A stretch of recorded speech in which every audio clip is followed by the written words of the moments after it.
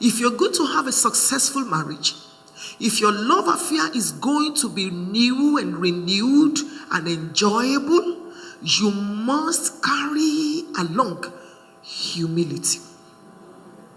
She went down onto the floor. In your home, how humble are you? In your relationship with your husband, how humble are you?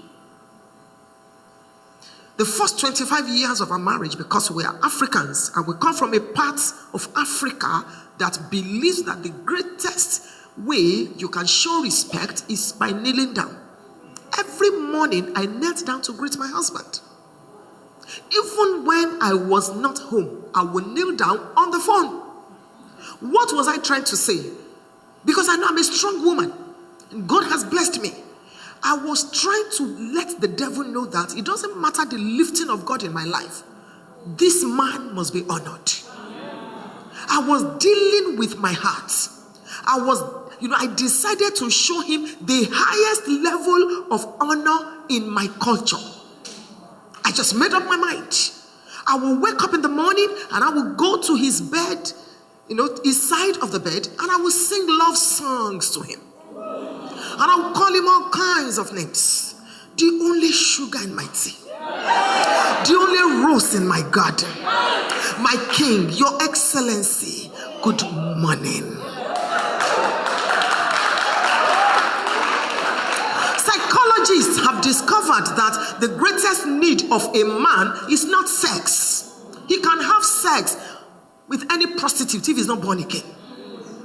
It is not food. He can get it in any restaurant if he has his money. It is respect, particularly public respect.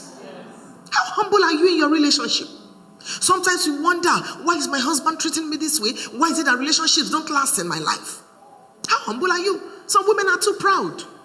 Too proud because of your background, because of your pedigree, because you think you are better off, because you think you know better, you can speak better grammar, so you talk down on your husband, you run him down, you disrespect him in the presence of people, in the presence of the children, anyhow, anywhere.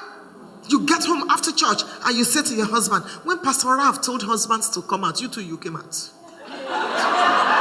Are you a man?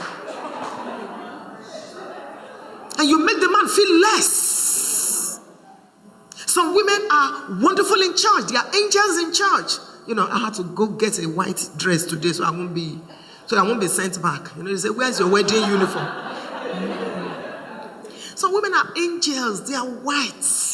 In church. Pastor, we thank God for you. We bless God for you. Praise the Lord. They sing in the choir. You don't want them to stop. But at home, they are devils. They are devils. Give their husbands an anonymous form to fill. You'll be shocked at what the man writes. Some husbands are born again. They are praying in tongues. Oh God. What's the meaning of that tongue? Take my wife home. She's disturbing.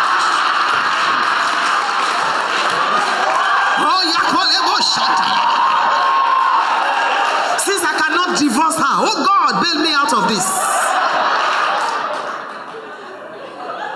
She went down. Sometimes in your marriage, you don't have, what is meekness? Listen, what is the definition of meekness? Meekness is strength put under control.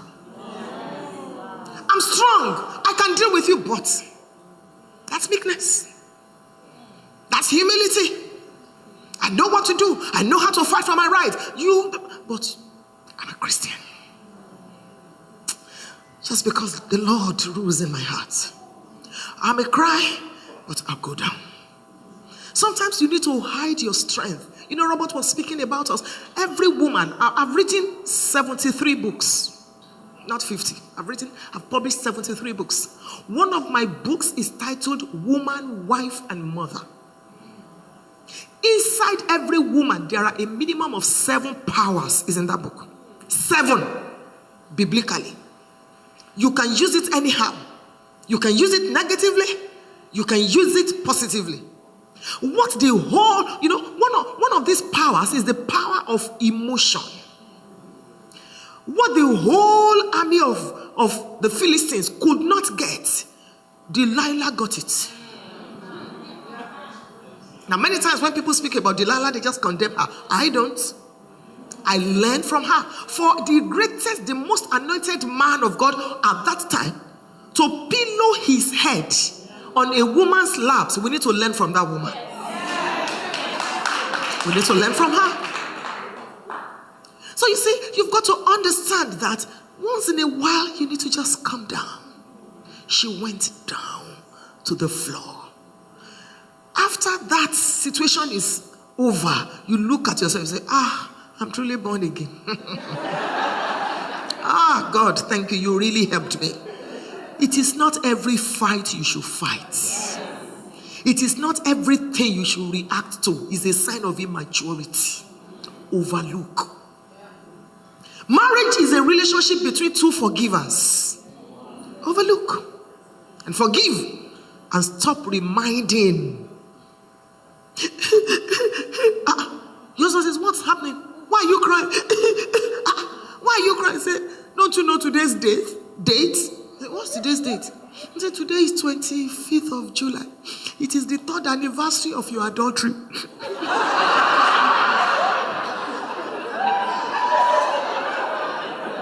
You're reminding him. She went to the floor. Humility. Even if you don't kneel down to greet your husband every morning, give him the highest level of honor in your culture. There's no honor I will give to anybody on earth if I have not given it to my husband. Anybody. Spiritual leaders, secular leaders, it doesn't matter until I have given it to my husband. The way you treat your husband is the way people will help you treat him. Even if you call yourselves by your first name, when you get outside, hide it. Get a pet name for him.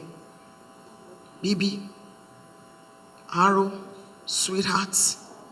And say, hey, come here. James.